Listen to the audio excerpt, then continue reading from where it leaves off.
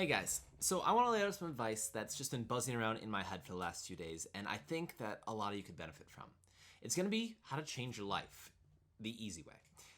Now, it's going to involve two steps. First of all is getting the right goals. The second one is actually achieving those goals. So the first step, getting the right goals. There is this whole idea that you are the average of the 5 people you spend the most time with.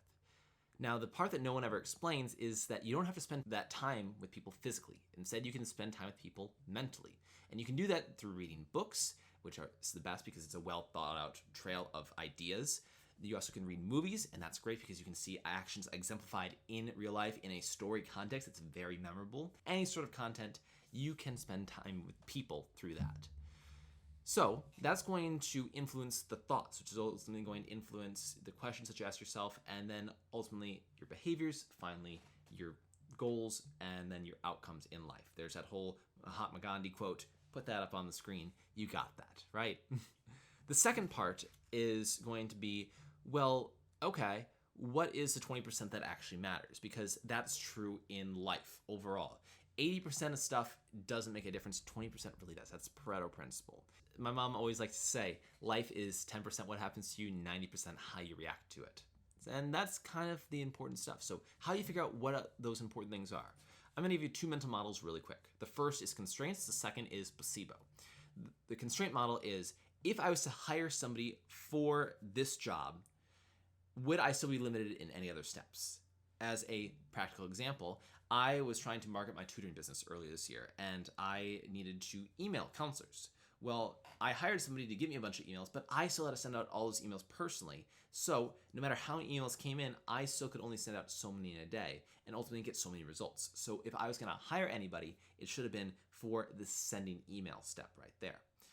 That's a good mental model, and that's the constraint one. Let's talk about the second one, placebo. In drug trials, you have a placebo and the actual drug. Now, the reason why you have placebo is because in any isolated case, if you give people a sugar pill, they're going to notice some positive effect just because of your brain playing tricks on you. And the way to distinguish what actually works from what doesn't work is by comparing 2 things. And if one of them does significantly better, if this active drug does significantly better than placebo, that means it works. That's how we do our drug trials, and that's also how you can look at success in life. You can figure out the 20% that really matters. So you can apply this to top performers in any field, experts. If you take 2 experts, one of them with moderate results, one of them with outstanding results, and look at the differences between them, you're going to find 20% of things that have a really high impact. That's not to say that all the other things don't matter, because there's going to be some overlap that actually does, but you can look at those few outliers and guide your career towards those.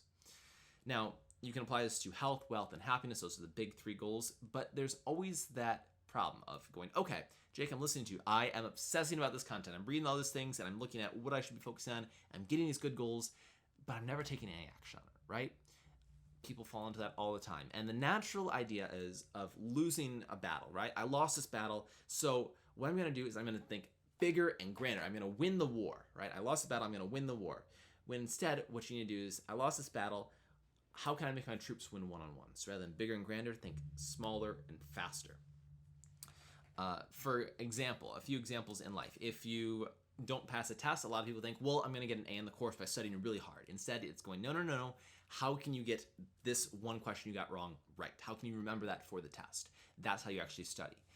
If we apply this to, let's say, my life and my goals, I'm trying to build this multi-billion-dollar tech company, right? And I go, okay, I built this one little product and no one liked it, so I'm going to build an even bigger and better tech company to be successful. No.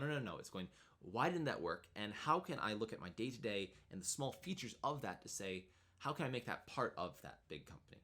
Because if I can get that right, then I can rely on that, and I can start thinking about bigger and better questions and ultimately lead to that success. So it's thinking smaller and faster when it comes to that. And that also relieves a lot of pressure, because if you get one question wrong, it's not the end of the world.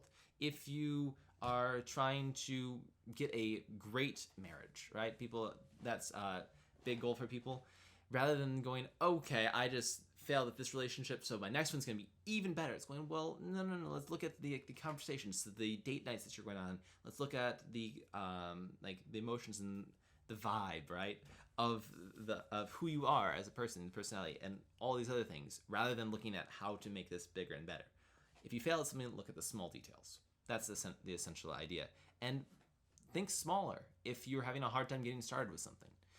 So that's the essential advice. And I don't know, I just wanted to get that out there because it's been buzzing around in my head for the last few years, and I think that somebody might benefit from it. So if it did, if it helped you in any way, leave a comment below. I'd love to hear it and respond to it. This has been Get Skill. I'm Jake, and as always, thanks for getting better.